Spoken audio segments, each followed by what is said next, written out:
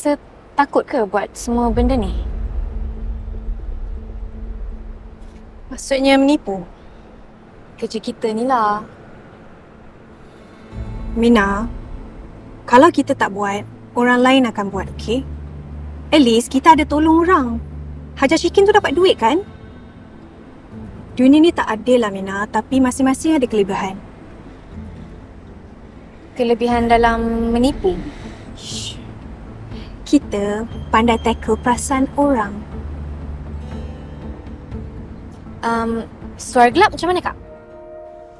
So, footage diorang banyak ambil dari satu dokumentari Indonesia dan stok footage online. Dapat trace duit? Since kita transfer pakai metadata, we can trace easily, bos. And Lela ada buat transfer 80k ke offshore account.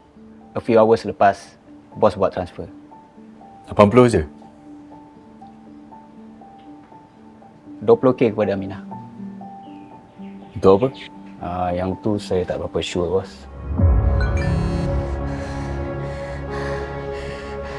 Aminah, Ya, Kak.